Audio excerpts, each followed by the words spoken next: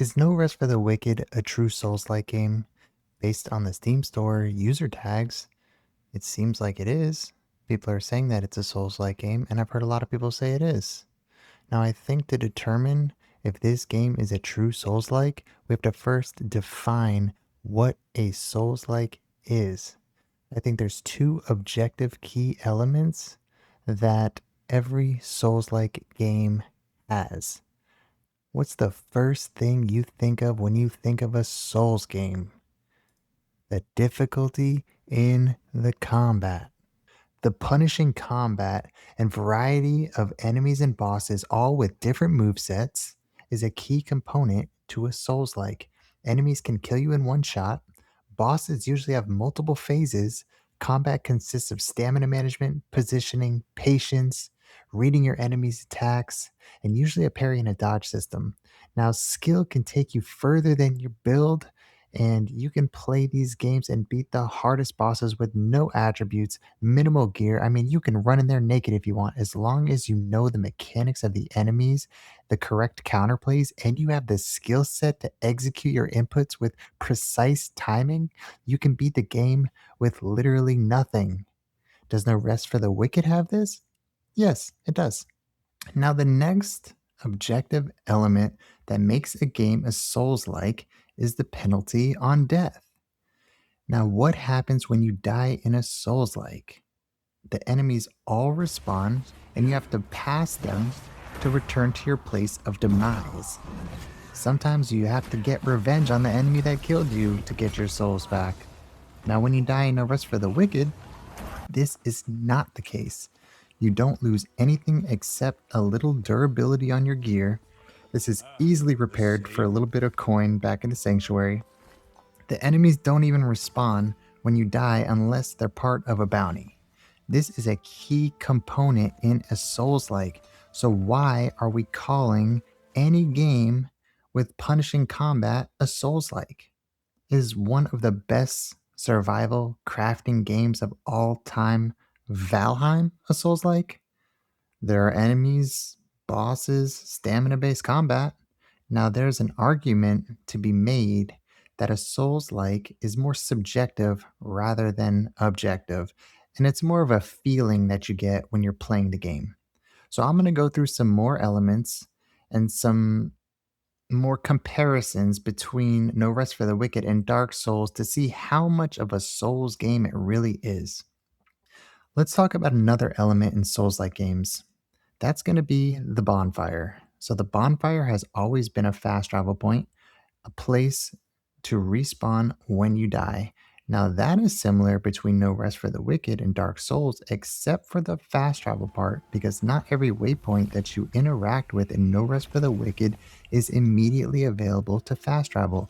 You actually have to make offerings, which would consist of donating a bunch of materials and resources to reach a certain threshold, and then you unlock the fast travel. Fast travel and checkpoints are the only similarities here. Fundamentally, in Dark Souls, the bonfires act as a resting place where you refill your Estus flasks. You can equip different things to your build, and probably the biggest difference is the fact that it respawns all of the enemies in the area. So when you rest at a bonfire, everything respawns. Another huge element in Dark Souls is where you level up. That is at the bonfire. You cannot just level up your skills in the middle of exploring like you can in No Rest for the Wicked. Now, one of the first things you're exposed to in No Rest for the Wicked and Dark Souls, besides the cinematics, that's going to be the world layout and the world itself. Now, Souls games generally have an interconnected world. There's a bunch of shortcuts, bunch of secrets, a ton of danger. Now, No Rest for the Wicked does have an interconnected world with shortcuts. I mean, you kick down ladders, knock down bridges. Sometimes there's doors that are barred from one side and you have to go around to the other side. Overall, the world feels really nice, but I haven't run into many secrets. It is possible that they are so hidden I've never found them, but I doubt it. The difference with Dark Souls, however, is the feeling and tenseness I get when I'm traversing the world. I am tense walking around every corner. on my first playthrough, even on New Game Plus. You've got danger lurking literally everywhere. A basilisk will jump at you from the dark. There's enemies lying behind, doorways, just waiting to jump on you. There's mimic chests where the chests will literally attack you if you try to open it. There is a metric ton more secrets and secret areas as well. There's illusionary walls that reveal hidden rooms and pathways if you happen to strike the wall. I mean, you can literally play through the game and not even discover some of the areas. You can go into paintings or just happen to go down a certain ladder that takes you to a whole new zone. You might not even know these zones existed upon completion of the game. Now, in No Rest for the Wicked, I haven't encountered anything like this yet.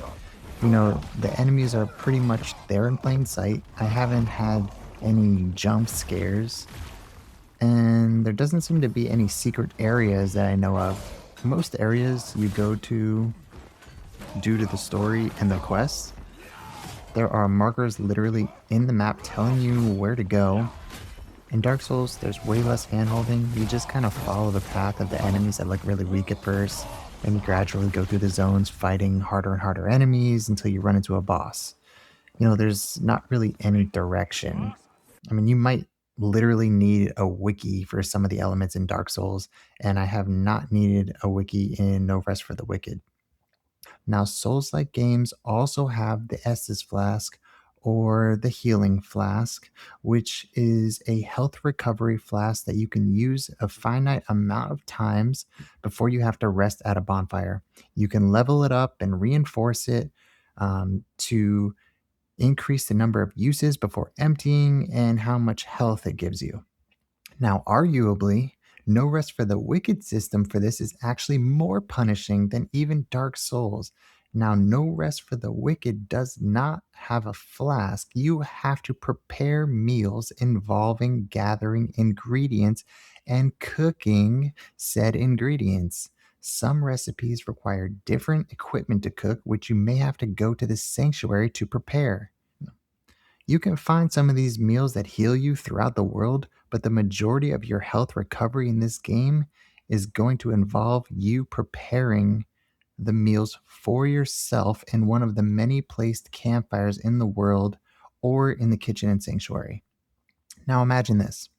You're fighting a boss and you have 6 meals that you made, right? Now, if you use all of those heals and you die to that boss, you do not get those meals back and they do not recharge when you respawn. You have to prepare more, meaning you might have to go out and get more ingredients, meaning you might actually have a roadblock to even fighting that boss again until you grind more ingredients to cook more food. Then you go back and you fight the boss again. So, where in Dark Souls, you're kind of grinding mobs for souls that you can level up, in No Rest for the Wicked, you can find yourself grinding for ingredients to make food so that you can sustain your health in the fight to actually take down the bosses. Unless you're just an absolute god at the game and you don't need food and you can just dodge and parry everything. Now, there's also a limit to how much you could eat in combat.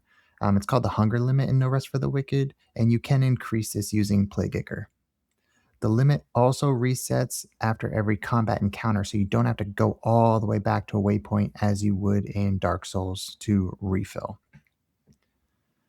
Something really cool about Souls like games I've played, especially Dark Souls, Elden Ring, Bloodborne, it's the art style. These games have such a unique art style. If I saw a screenshot of any of these From Software games, I would immediately be able to tell you what game it was. Now, I will say that No Rest for the Wicked has an amazing, unique art style as well. And I think I could say the same if I saw a screenshot of any point in No Rest for the Wicked. I'd be able to tell you this is from No Rest for the Wicked.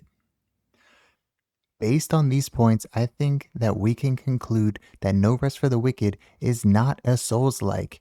It has only one of the key elements because the combat feels similar, but the penalty on death is just too dissimilar. There are other elements that share some commonality, but they're too distinguishable between No Rest for the Wicked and Dark Souls.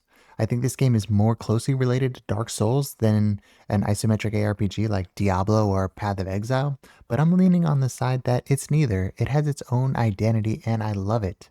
I love this game and Souls likes considerably.